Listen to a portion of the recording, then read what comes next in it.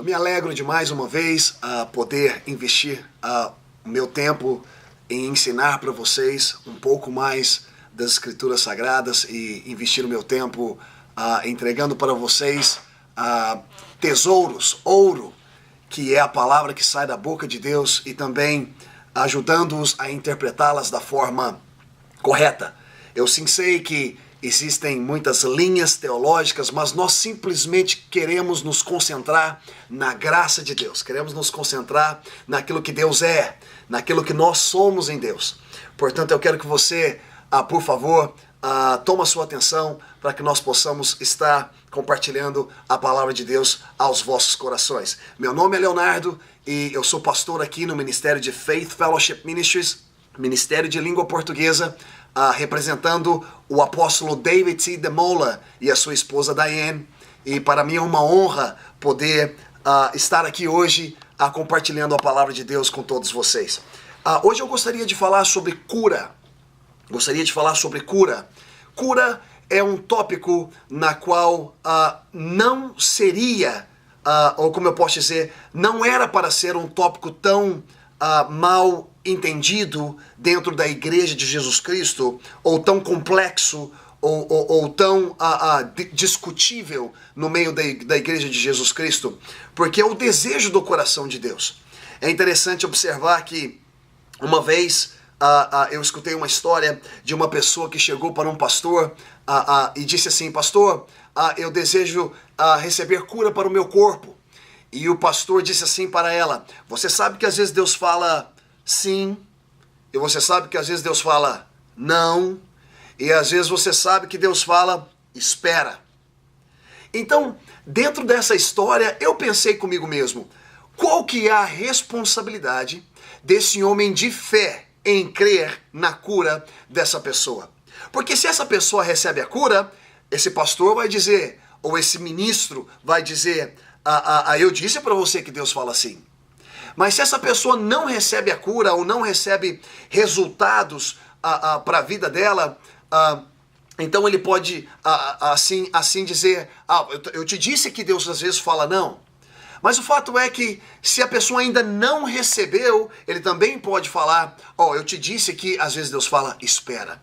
É interessante observar que a palavra de Deus nos dá a completa convicção daquilo que é direito nosso, conquistado por Jesus Cristo na cruz do Calvário. Eu não preciso falar sim ou não para situações que Deus já declarou através do seu Filho, Jesus. E todos os privilégios e benefícios que Jesus nos deu, que a cura é sim. Ele sim tem o desejo de te curar. Ele quer te curar. Ele quer te curar.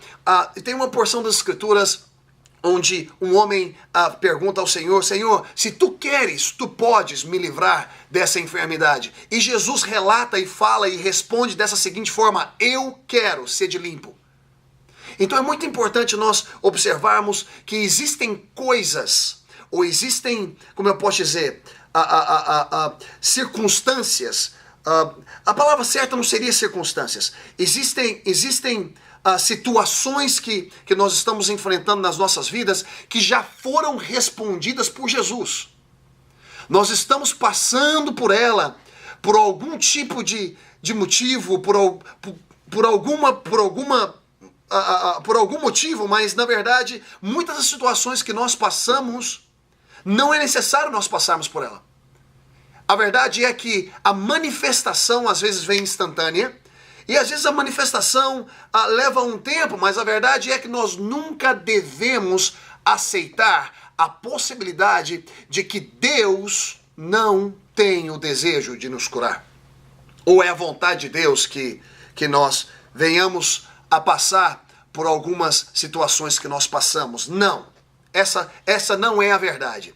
Isso é o que muitas pessoas têm utilizado para poder não dar explicação e não entrar com coragem na palavra de Deus. E em fé impulsionar a igreja ou essas pessoas a crerem na vontade de Deus. Qual que é a vontade de Deus? A vontade de Deus é a palavra dele. Se você quer conhecer a vontade de Deus, A vontade de Deus não está expressa por aquilo que um pensa ou por aquilo que o outro pensa. A vontade de Deus não está expressa por aquilo que uma linha teológica pende ou por aquilo que a outra linha teológica pende. A vontade de Deus não está expressa mediante a interpretação de uma pessoa ou a interpretação de outra pessoa. Um homem se cerca de Jesus e pergunta: como é que eu faço para poder herdar o reino dos céus? E Jesus pergunta para ele: o que você tem nas suas mãos? Ele era um escriba. E ele fala: as escrituras. E ele diz assim: você lê? E esse homem responde a Jesus: eu leio. E Jesus pergunta a terceira pergunta para ele, que foi a pergunta-chave: como você interpreta? Você vê, é muito importante nós observarmos que muitas pessoas leem a Bíblia. Muitas pessoas estudam a Bíblia, mas cada um a considera mediante a perspectiva dentro dela. Ou seja, dentro daquela pessoa. Mediante a expectativa dentro dessa pessoa. Então hoje, em nome de Jesus, eu quero te deixar saber que você tem seus direitos conquistados na cruz do Calvário através de Jesus. A palavra de Deus diz em Isaías 53, do verso 4 ao verso 5, diz assim: verdadeiramente, ele tomou sobre si as nossas enfermidades e carregou com as nossas dores. E nós o reputávamos por aflito, ferido de Deus e oprimido. Mas ele foi ferido por causa das nossas transgressões. É importante entender que não foi Deus que o feriu. Quem o feriu foi as nossas transgressões. E esmagado por causa das nossas iniquidades. O castigo que nos traz a paz estava sobre ele. Agora só o ponto-chave. E pelas suas pisaduras fomos sarados. Não está falando seremos sarados. Está falando fomos, passado. Fomos sarados. Agora a palavra de Deus diz assim em Mateus, capítulo 4, verso 23. Diz assim: e percorria Jesus toda a Galileia, ensinando nas sinagogas, pregando o evangelho do reino, e curando, olha só, e curando todas as enfermidades e doenças entre o povo. Não fala que ele curava algumas, não fala que ele curava só as mulheres, só os homens, não fala que ele curava só os crentes. Hello? Não fala que ele curava só os que estavam na igreja, só os que caminhavam com ele.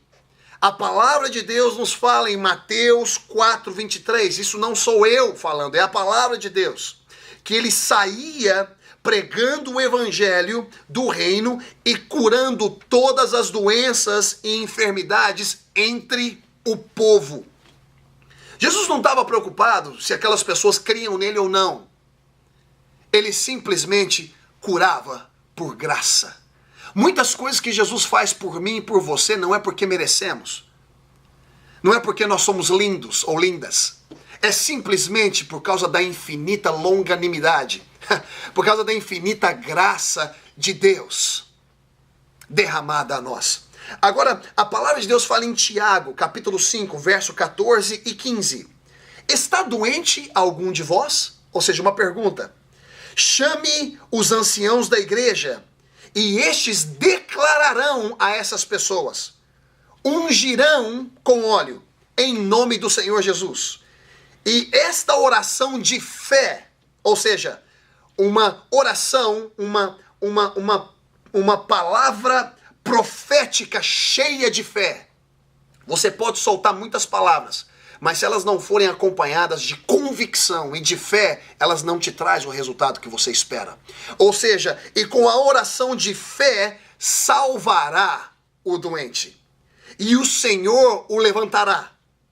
E se houver cometido pecados, lhes ser-lhe-ão perdoados.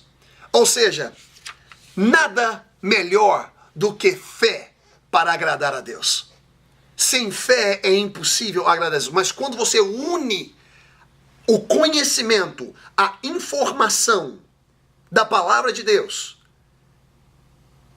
e levanta a sua crença com a palavra de Deus e a suporta com a palavra de Deus, se torna esse combustível denominado fé. Em uma outra porção das Escrituras, em Atos dos Apóstolos, capítulo 9, verso 34, diz assim: disse-lhe Pedro, quando Pedro se refere a Enéas, disse-lhe Pedro, Enéas, Jesus Cristo te cura. Levanta e faze a tua cama. E logo se levantou. Uma coisa que nós devemos ter certeza é que é muito importante crer que a vontade de Deus é te curar, é fazer de você uma pessoa completamente regozijante da abundância da vida que Ele tem para você. Que Deus te abençoe e te espero ver em uma próxima oportunidade.